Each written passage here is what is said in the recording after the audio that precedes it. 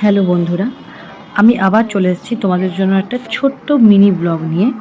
তো আজকের যে ব্লগটা সেটা আমরা সেদিন গেছিলাম একটা কফি শপে।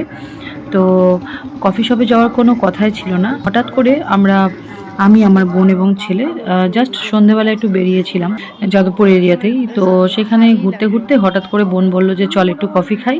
তো দেখলাম ক্যাফেটেরিয়াটা নতুন হয়েছে এখানে আমাদের যাদবপুর ইস্ট রোডে। তো এখানে ভাবলাম চলো তাহলে ট্রাই করাই যেতে পারে।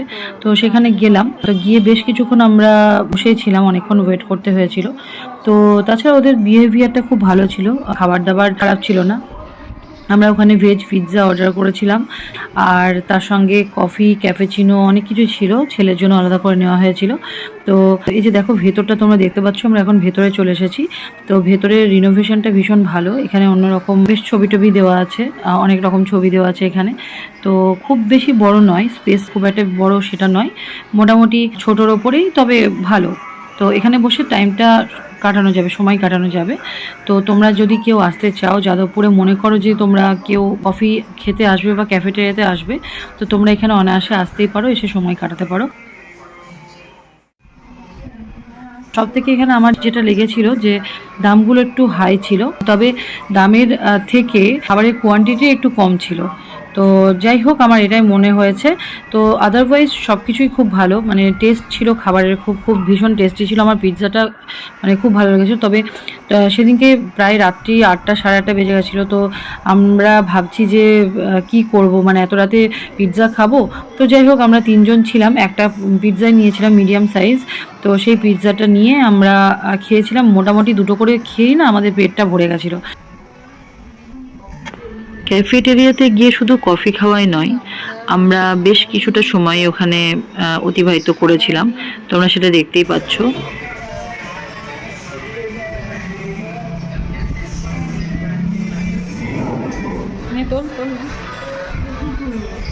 এটা আমাদের অনেকটা রাত হয়ে গেছিলো বলে ছেলেকে বলছিলাম কফি শেকটা না নিতে, কিন্তু ও তো ভীষণ বায়না ধরেছিল যে না, কফি শেকটা নেবেই, ও খাবেই। তো যাই হোক, নেওয়ার পরে ওর ভালো লেগেছিলো, আমরা একটু টেস্ট করে দেখেছিলাম, কফি শেকটা খারাপ ছিল না, ভালোই ছিল। আর এই যে দেখো, আমরাও ক্যাফেচিনো বিভিন্ন রকম অনেক কিছুই নিয়েছিলাম। তো সেগুলো টেস্ট হিসেবে বলবো পারফেক্ট ছিল, একদম ঠিকঠাক ছিল, খারাপ ছিল না। তবে কোয়ান্টিটিটা আমার একটুখানি কম লেগেছিল। তো যাই হোক, এই যে দেখো আমরা এখানে বসে খাচ্ছি, ভালো লেগেছিল আমার সেদিনকার সন্ধেটা। হঠাৎ করেই কিছু প্ল্যান হলে না, সেটা সত্যি একটু অন্যরকম লাগে, বেশ ভালোই লাগে। তো এই যে দেখো, এখানে কফির মধ্যে সুগার টুগার সমস্ত কিছু দেওয়াই আছে, আমরা এভাবেই খেয়েছি সেদিনকে, এভাবেই এনজয় করেছি।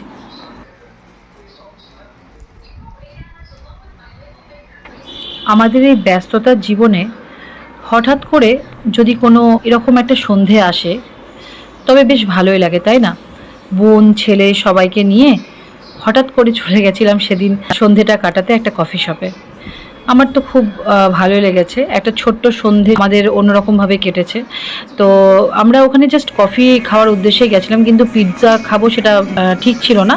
কিন্তু ওখানে গিয়ে ভাবলাম যে একটা পিৎজা নেওয়াই যাক। তো প্রথমে ভাবলাম পিৎজার সাইজটা হয়তো ছোট হবে, কিন্তু না, আমরা মিডিয়াম সাইজ নিয়েছিলাম। তো এই যে দেখো, পিৎজা চলে এসেছে, আমরা চিজি পিৎজা নিয়েছিলাম। এটা তোমরা নিরামিষ দিনেও খেতে পারো, এখানে কোনো চিকেন নেই আর কি, উইদাউট চিকেন, মানে ভেজ পিৎজা বলতে পারো। তো আমাদের এই পিৎজা চলে এসেছিলো, আমরা বেশ এনজয় করেছিলাম। তো এতটাই সাইজটা বড় ছিল, আমরা 3জনে খেয়ে শেষ করতে পারছিলাম না। তো বেশ ভালোই লেগেছিলো পিৎজাটা, খুব এনজয় করেছি আমরা।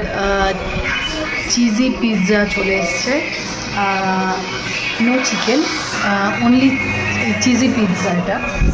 তো দেখি খেয়ে কেমন, তারপর তোমাদেরকে ফিডব্যাকটা দিচ্ছি।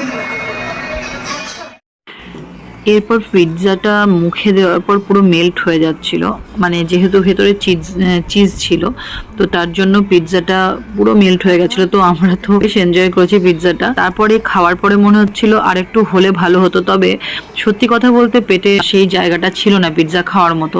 তো এই যে দেখো, আমরা সবাই মিলে এখন পিৎজা খেতে মত্ত, আমার ছেলে, আমার বোন এবং আমি। তো এই যে প্রায় এখানে অর্ধেক শেষই হয়ে গেছে পিৎজাটা। তো আমার তো এখনো দেখে জিভে জল চলে আসছিল। যাই হোক, আমাদের পিৎজা খাওয়া শেষ হয়ে গেছে।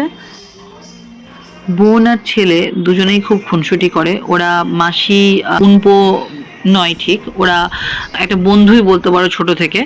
তো সত্যি কথা বলতে এই ছোট ছোট দিনগুলো যে কিভাবে হঠাৎ করে আসে আমাদের জীবনে, আবার কখন চলে যায়, এগুলোই হয়তো আমাদের ইন ফিউচারে আমরা মনে রাখবো সারা জীবন। আর এই ছোট ছোট ব্লগগুলোকেই আমরা ভবিষ্যতে দেখব, যে ব্লগগুলো দেখলে আমরা আবার স্মৃতিচারণা করতে পারবো। হয়তো আমার ছেলে যখন বড় হবে সেও এইগুলো দেখবে। সত্যি এই ছোট ছোট ব্লগের মাধ্যমে অনেক কিছুই জীবনে পাওয়া যায়। তো বন্ধুরা, আজকের মতো এখানেই আমার ব্লগটা শেষ করছি। সবার সঙ্গে আবার দেখা হবে। এখনকার মতো টাটা।